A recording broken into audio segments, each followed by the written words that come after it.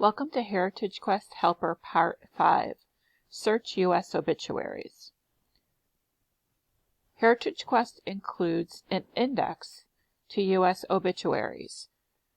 To find that database, start from HeritageQuest homepage, scroll down, and click Search U.S. Obituaries.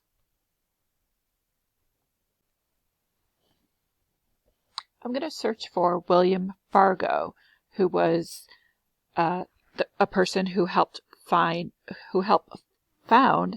modern-day firms such as the American Express Company and Wells Fargo. He was also the 27th mayor of Buffalo, and he served as mayor during the Civil War. Start with a first and last name, and I recommend putting in the obituary place. So I put in Buffalo. I've had some trouble making it exact, so I recommend not using exact for that field. Then click Search. And you'll get hits. These first two look like good candidates because I know he died in 1881. So I'm going to click on the first hit, click View Record. An important thing to note is what it says right here. It says these facts were pulled from a record by a computer and may not be accurate. Obituary records often include facts for family members of deceased, some of whom may be living. So the important thing there is that this is generated by a computer, not a human. So I have seen some errors in this. So if you see a record that looks pretty close but may not be exact details about your ancestor, still have a look at the obituary itself because it may be your ancestor. The most problems that I've seen is with ages. Sometimes this will put a person's age if that's listed in the obituary. It will also usually list family members and their relationship to the deceased.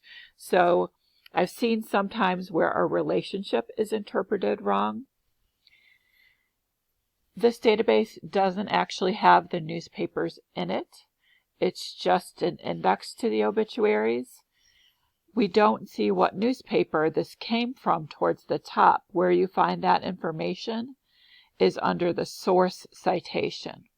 This says this indexed obituary came from the Buffalo Evening News, the 4th of August, 1881. So there are some places online that you can look for Buffalo newspapers for free. One of those websites is called Fulton History. It's a unique looking website.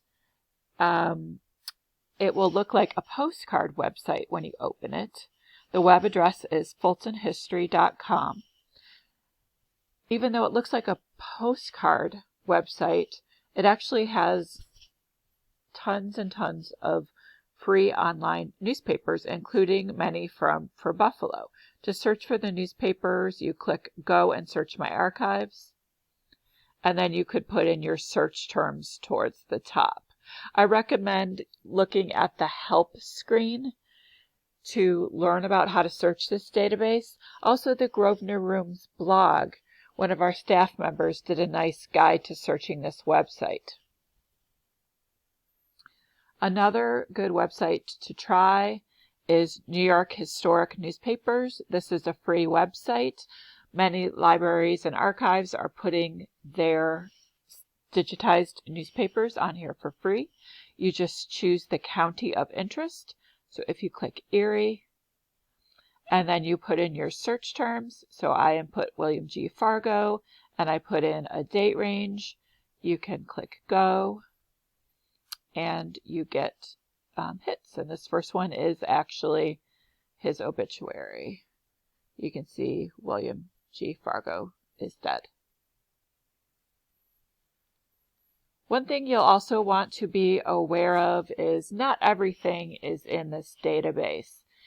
This database is based off of newspapers.com, which is an Ancestry.com product, which you could subscribe to from home for a fee. It's also something that some libraries subscribe to.